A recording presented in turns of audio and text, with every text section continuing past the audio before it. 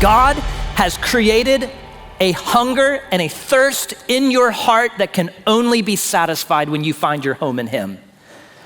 And this is the longing of Ruth's heart, to find home.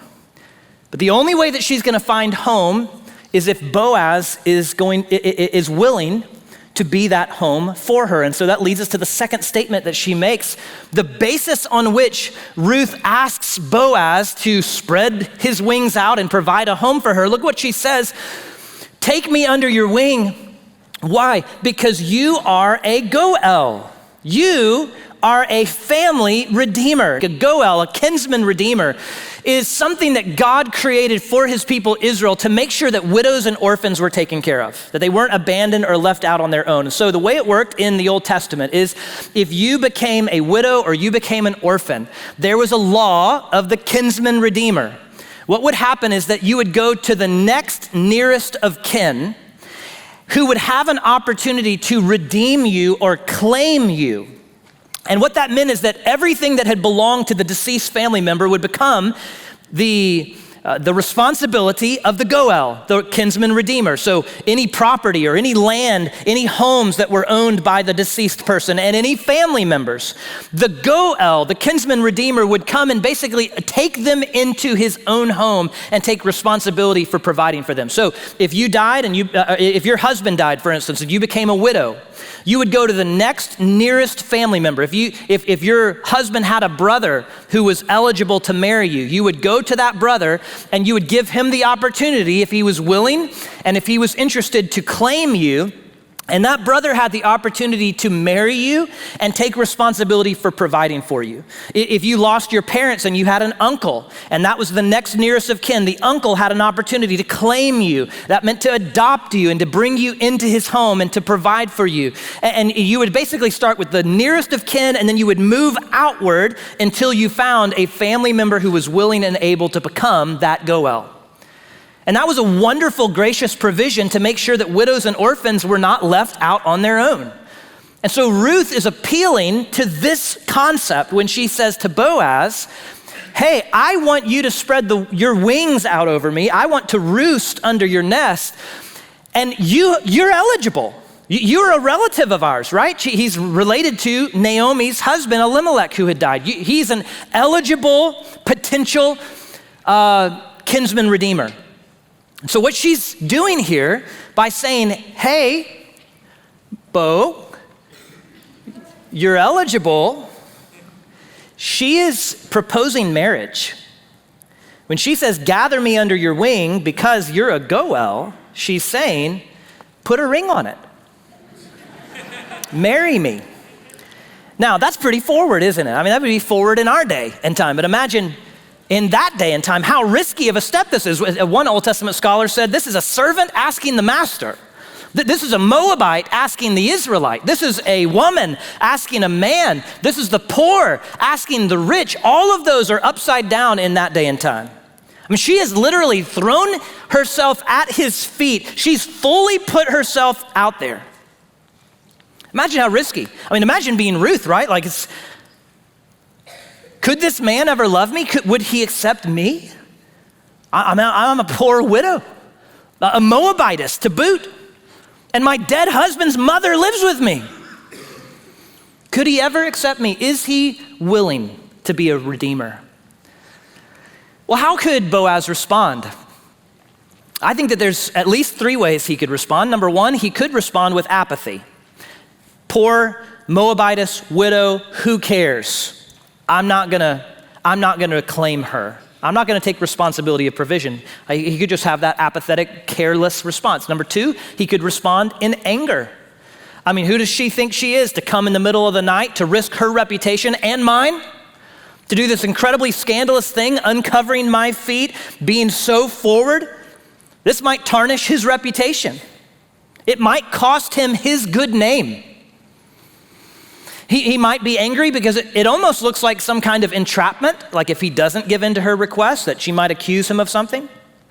He might have been angry because it's potentially very embarrassing for this to happen, like, how much did I drink last night? So he could be angry, or the third thing is he might take advantage of her. I mean, she really has put herself out there in a pretty risky way. If this man is a man of poor character, I mean, there they are lying in a barn in the middle of the night. He could take advantage of her. But he doesn't respond in any of those ways.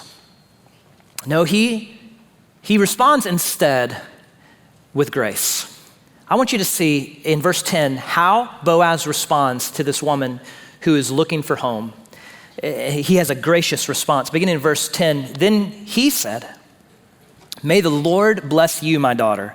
You've shown more kindness now than before because you've not pursued younger men, whether rich or poor." She put herself out there wondering if he could love a woman like her. He feels the exact same way. How, who am I? I'm, maybe beyond the age of marrying, and yet you've come to me to pursue me. Now, don't be afraid, my daughter, he says in verse 11. I will do for you whatever you say, since all the people in my town know that you are a woman of noble character. Yes, it is true that I am a Goel, I'm a family redeemer, but there is a redeemer closer than I am. Stay here tonight, and in the morning, if he wants to redeem you, that's good. Let him redeem you. But if he doesn't want to redeem you, as the Lord lives, I will. Now lie down until morning. So she lay down at his feet until morning, but got up while it was still dark. And Boaz said, don't let it be known that a woman came to the threshing floor. All right, we see a couple of things that he does. He actually is going to do three things in response to her. Number one, he commits. She puts herself out there and asks him to marry her. She says, I am looking for home, and I want Boaz, I want you to be a redeemer who is willing. And he responds by saying, I will do that. He says there's actually a Goel who's closer to you in relationship than me, right? I told you the way the Goels worked is you start at the next nearest kin and you move outward from there. So Boaz is actually saying there's somebody who's closer related to you, and I've got to check with him first. But if he's not interested in you, then I commit. I'll do whatever you ask me to do. And he actually uses covenantal language here. He says, as the Lord lives, I will. That's like saying, so help me God, I swear it. What you see here with Boaz is he is a man who is willing to do whatever it takes to bring Ruth home. Here's this poor widow, Moabitess, who has no standing in the world, who's just thrown herself in a risky way at his feet. And his first response is, I will do whatever it takes to bring you home. I'll commit to you. Not only that does he commit, he also protects. You have this little language where he says, hey, stay here for the night. Don't go out until morning. Now, some people read this and they're like, well, that's a very inappropriate gesture for him to do that. But this is not inappropriate at all. In fact, you need to remember that in chapter 2 and verse 1, we're told that he is a man of noble character. And that's a key thing to remember about Boaz. There's no ulterior motives here in asking her to spend the night. He understands that in that day and time, for a widow, a Moabitess widow, to go out in the middle of the night from the barn would have put her safety in jeopardy. What he's actually doing in this moment is he is looking out for her best interests. He knows that if she went out, she would be vulnerable. And so he offers, at the risk of scandal, at the risk of tarnishing his own good name, he offers for her to stay under his protection for the night. And that's for her safety. It's also to guard her reputation. That's why he says, let's not let it be known that you came in this way in the middle of the night, because you have noble character as well. Do you see that he affirms her character, which mirrors his own? And he also speaks to her with just such kind and assuring words. He calls her his daughter. And he says, don't be afraid. And that would have been a really important thing to say for a woman at this moment and in this place, just to assure her you're safe. So what does he do? Number one, he commits. I will marry you. I'll take care of you. I will spread my wing out over you. And then number two, he begins to do it immediately. He spreads his wing over her to protect her reputation and her safety. But there's one final thing he does for Ruth that I believe is one of the most beautiful pictures of redemption in this story. Not only does he commit, and he protects, but he also gives. There's one last thing he does. The next morning when they wake up and she begins to go out, he tells her something in verse 15 I want you to notice. Look at verse 15. He told Ruth, bring the shawl you're wearing and hold it out. She would have been wearing a shawl like an apron. It would have been wrapped around her waist. He's saying, grab the bottom of that apron and hold it out. And when she held it out, he began to shovel, I love that word, shovel, 6 measures of barley into her shawl, and she went into the town. You remember how Ruth begins in chapter 1? What's happening in Israel in Ruth chapter 1? Famine, right? This story begins with hunger. He says, not only am I gonna marry you, not only am I gonna protect you, I'm gonna provide for you. I'm gonna give to you. I'm gonna fill your shawl with barley, and I'm gonna give you so much that it's more than your own 2 hands can carry. I want you to get your apron like a bucket, and I'm just gonna begin to fill that to overflowing. This is a picture here of overflow, that there's more to come. Her cup is going to run over. And this was a beautiful act of grace and generosity to this poor widow to say, you're gonna have more than you can carry. I'm gonna fill your bucket until it overflows. But not only is it an act of generosity for Ruth, Boaz also was generous to Naomi. And I want you to see what he says next. Look what happens. He shovels 6 measures of barley into her shawl, and she goes into town. You can imagine her like doing the duck walk, with this apron full of barley. And she goes back to Naomi, who asks her, what happened, my daughter? And then Ruth told her everything the man had done for her. And she said, he gave me these 6 measures of barley because he said, don't go back to your mother-in-law. Let's say this part together. Empty-handed.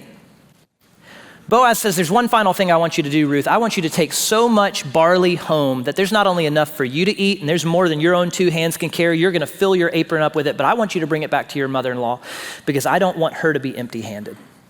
Now that phrase, empty-handed, I hope triggers a memory for you. I hope that it reminds you of something that Naomi had said back in Ruth chapter 1. In fact, flip back to Ruth chapter 1 and verse 21, because you remember what happens as Naomi is experiencing all of this hardship in the first chapter. She loses her home, has to move to Moab. They're experiencing famine. She's hungry. She then loses her husband. Then she loses both of her boys. Now she's just left with this Moabitess daughter-in-law.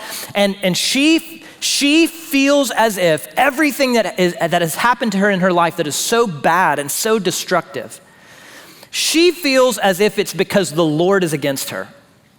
You remember her perspective in Ruth 1 and verse 21? She says, I went away full, but the Lord has brought me back empty.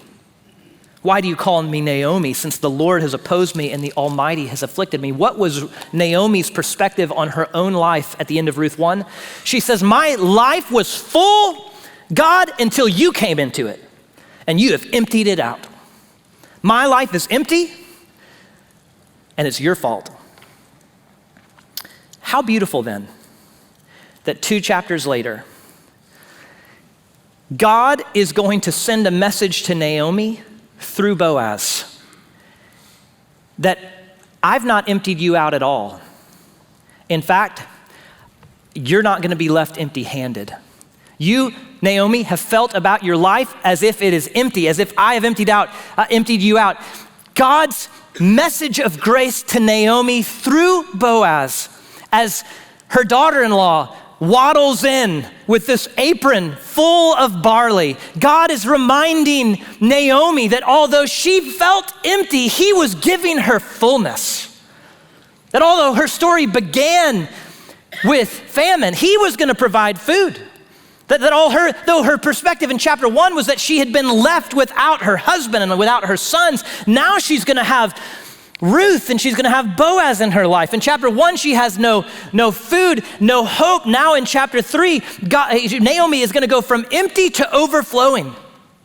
God is going to fill her with more than she can handle. He is gonna give her a daughter-in-law who has to use 2 arms to carry a shawl full of barley to her, just to remind her that God actually fills up our emptiness. What a reversal. I believe this is a beautiful picture of redemption. One of the ways of thinking about Christ's work of redemption is that it is a reversal of the curse of sin. Think about it. Everything that sin brought, everything that the curse of sin brought, Christ came to undo. I love the way J.R.R. Tolkien puts it. He says that Christ came so that all sad things will come untrue. Christ came to reverse the curse, to undo the consequences of sin. Everything that sin did to us, Christ came to restore and reverse and redeem us from it. In fact, that's the way that the book of Revelation talks about redemption. Revelation 22 and verse 3, describing the new creation, it says, "And the curse was no more." That is why Christ came, not only to be born in a cradle on Christmas morning, but to go to a cross and take the curse of sin so that everything that sin did to you and sin did to me, he can reverse and he can restore.